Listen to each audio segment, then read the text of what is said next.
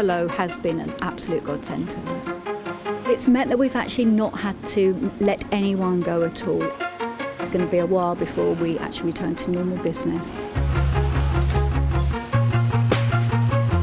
The sharp end of a distressed economy, presenting dilemmas for a Chancellor facing, whether he likes it or not, in two directions. In his budget next week, Rishi Sunak will continue along the current path by extending support unprecedented in modern peacetime for the economy, which shrank by 9.9% last year. A helping hand that will last at least until lockdown ends in mid-summer. But the Chancellor will signal tentative moves in a different direction as he sets out a path to bring down the deficit. Tax rises could be on the way, with corporation tax top of the list. Mixed messages for businesses trying to chart a way through the pandemic. We don't feel certain. We don't know what's going to happen in the future. We don't know where we'll be in 6 weeks' time, how much work we've got. If you increase corporation tax, if we were so lucky as to make a profit, we couldn't then improve the business and help the business grow. So it would be a disaster for us. We need to reinvest in the business and we need the government to help us. A busy and COVID-secure garment factory floor which has weathered the past year. Even if the pandemic eases over the summer, there's a clear message from this fashion business to Rishi Sunak. Go easy on balancing the books. Stark warnings to a fiscally conservative Chancellor who never imagined that he would be presiding over such extraordinary levels of state support. He accepted the need for that, but on the basis that it would be time limited. The record levels of borrowing, which have seen the UK rack up wartime levels of debt as the Chancellor spends nearly £300 billion in propping up the economy, are keeping Treasury officials awake at night. But low interest rates allow a cautious approach. We are going to be living with much higher debt for a long period, and that's easy at the moment because interest rates are so low, we're actually spending less on debt interest than ever before. But that doesn't mean that the debt in the long run might not be a worry. We don't know if interest rates are always going to be that low, and we've got lots of pressures coming down the road. Ageing population, more and more spending on health, social care, all those sorts of things. So absolutely, we shouldn't be raising taxes at the moment. The best way of getting the debt down is for the economy to grow fast.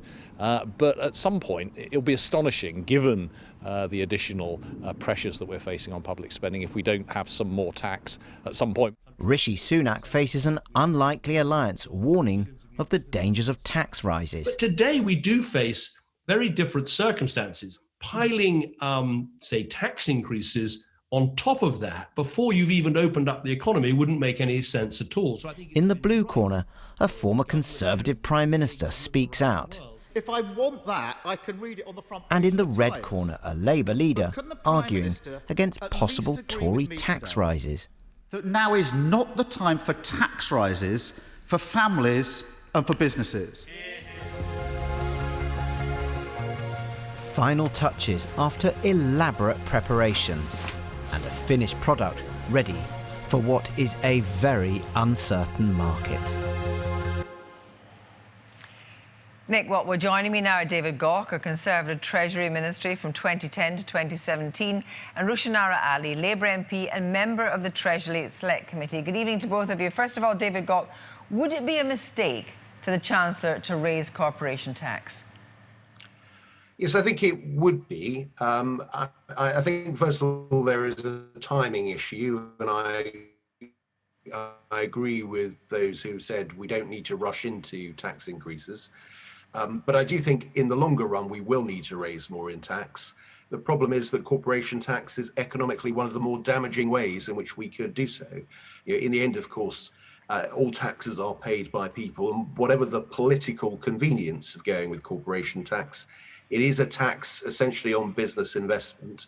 And when business investment can be very mobile, it can go where it wants, we have to compete for it and we have to be competitive on that front. And the consequences in the long term is that we won't get the business investment that we would otherwise do.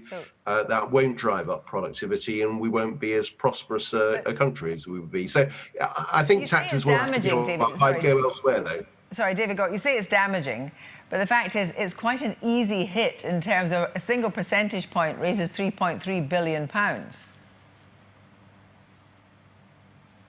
Well, you're right. There is a political case for going with corporation tax. It doesn't mean, however, that there's an economic case. And I can see why the Chancellor might be tempted by it. But if we're looking at the long-term prosperity of this country, if we want to put the economics ahead of the politics, I think you'd steer clear of corporation tax. Yeah. There are other taxes that would be less damaging to economic growth. Or you could cut public services. But you know all about cutting public services. There's nothing there, is there, to cut? To be honest, I don't think there is very much. Of course, you've got to keep, you've got to get value for money for how you spend your expenditure, but there are substantial pressures on public spending in the years ahead. So I do think that tax is going to have to bear the burden here. It's just a question, if we're going to have a very high tax burden, which by historic standards we are, we need to be intelligent as to how we raise that money and ensure that we don't raise that money in a way that limits our productive capability. Rushna Ali, Keir Starmer is not, we understand, in favour of raising corporation tax. It would be interesting that Labour outflanks the Tories on the right and joins up with David Davis and Ian Duncan Smith on this. Well, look, it's not about who you join forces with. It's about what's right for the country. And we're not out of the woods yet. We haven't even come out of lockdown. And if businesses are taxed prematurely, which this would be a premature tax increase on businesses that are employing people, we need them to thrive and survive, and we need them to employ more people so we can grow our way out of this crisis as much as possible. Now, that's not to say that we shouldn't have a conversation about taxation. We do need to have an honest conversation with the British people about how we rebuild our country after the biggest crisis since the Second World War. But to do that now, to introduce taxes on businesses now and choke off growth and create potentially much more unemployment, especially when people go off the furlough program, when certain sectors are really struggling, hospitality, tourism, and many other sectors, that would be deeply, deeply damaging for our country. And I think that the politics, David's right about the politics dominating over the economics and national interest here. The Chancellor's got his eye on the election cycle rather than what's right for the country and what's right for businesses and employees. Stella Creasy, as you know, a big supporter of Keir Starmer, says it's right that we look at corporation tax and actually indeed capital gains tax, and asks how and when those with the broadest shoulders can contribute a bit more to the task of rebuilding our nation. What increase in corporation tax would Labour wear, or would they not? Well, look, the question is when you tax. If you look at the amount we've got to pay back, 400 billion by the end of this year. After the Second World War, it took a very long time to pay off the costs incurred during the war. We need to think about a very comprehensive way in which we rebuild our society, our economy, our National Health Service, with the ageing population, with intergenerational inequality. So Stella's absolutely right about making sure that those with the broadest shoulders pay the most and contribute the most as we come out of this crisis. The question is, when should we do that? And I don't think it should happen for at least another couple of years, in fact. And most of the evidence, most of the experts, and also the IMF and OECD and other countries, many other countries looking at this, and very few people are saying start taxing businesses right now, increasing. So David, got the alternative, if not corporation tax, do you think Boris Johnson should cut off the cast iron guarantee he made in the Tory manifesto in 2019? We will not raise the rate of income tax, we will not raise VAT or national insurance. Should that still stand? I don't think it should. I don't think it was a particularly sensible pledge to make at the time. But even accepting that it was made in good faith at that point, the circumstances are so changed. The challenges that we face in terms of the public finances are that much more difficult. I think the government would be entitled to say, look, this is what we said at the time. We intended to honour that, but circumstances have changed. And you look at those three taxes that you've mentioned, Kirsty, they constitute 64% of all government revenue.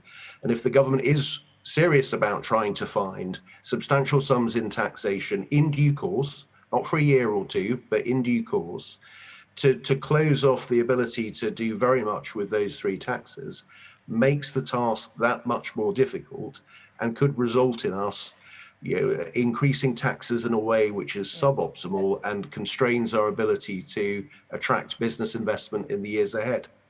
Rushanara Ali, you've talked about the pandemic offering us a chance to make a radical reset, much as Beveridge after the Second World War. You're imposing an increase on business taxation at the moment. So do you also support a freeze on personal allowances? Well, look, what I'm saying is that it's right now it would be the wrong move to start taxing people or businesses.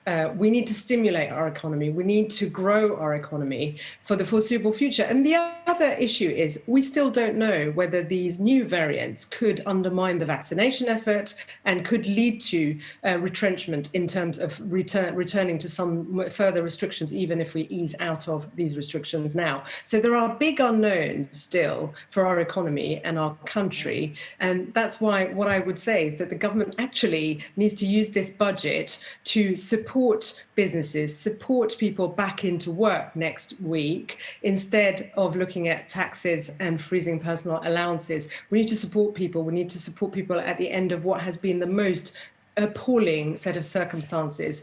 Over 120,000 people have died, and our NHS has been on its knees, thanks to, in part, because of the austerity of the last, largely because of the austerity of the last decade. The government needs to learn the lessons of the last decade in terms of leaving. Thank you both very much indeed. Thank you.